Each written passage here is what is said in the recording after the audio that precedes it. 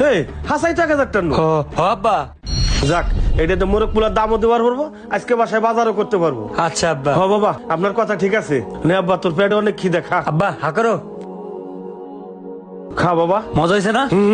কি রে কামনা করছে কি? সত্যি সত্যি বিরিয়ানিতে টাকা পাইছি।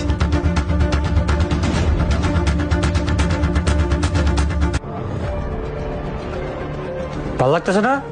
ভাই এদিকে একটু শুনেন তো। হ্যাঁ বলেন। আপনার কোমর পোলাওর মধ্যে কি আসলে টাকা পাওয়া যায়?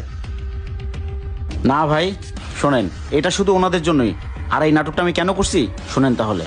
আব্বা আর কত দূরে হাঁটাবে? আমার পেটে অনেক খিদে লাগছে, আমি কিছু খাই নাই। আচ্ছা চল সামনে একটু, সামনে কোনো হোটেল টোটেল পাইলে ওখানে নিয়ে তোরে খাওয়া বানে। আব্বা ওই যে মুরগ পোলা, আমি মুরগ পোলা খামু। আরে বাবা, আমার কাছে আছেই 50 টাকা, সামনে যাই অন্য কিছু খাওয়া বানে। না আব্বা, আমি মুরগ পোলাই খামু। এনে মনে হয় ভাত পাওয়া যাবে, ল তোরে ভাত খাওয়া। ওনারা অনেক ক্ষুধার্ত ছিল, আর ওনাকে দেখে মনে হলো উনি ফ্রিতে খাবেন না। এরপর আমি বিরিয়ানির মধ্যে টাকা নিয়ে হাজির হই। সবই তো শুনলেন, ওনাদের কাছে খাওয়ার মতো কোনো টাকা ছিল না ভাই, বুঝছেন? আল্লাহ তাআলা ভালোবাসা পেতে হলে মানুষকে ভালোবাসতে হবে, আর মানুষকে আমার খাওয়াইতে খুব ভালো লাগে ভাই। আর একটা কথা কি ভাই, মানুষকে খাওয়াইলে কখনো কমে না, বরঞ্চ বাড়ে। আর রিজিকের মালিক আল্লাহ তাআলা। দেখছেন ক্ষুধার্তের মুখে একবেলা খাবার তুলে দিছি, ওনারা কত খুশি।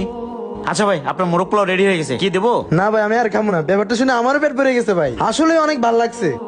ধন্যবাদ ভাই, যেহেতু বুঝতে পারছেন। সবসময় মানুষের পাশে দাঁড়ানোর চেষ্টা করবেন, আপনার নিজেরও ভালো লাগবে ভাই। একটা বাস্তব কথা কি জানেন, এখন গরিব মানুষের কষ্ট আসলে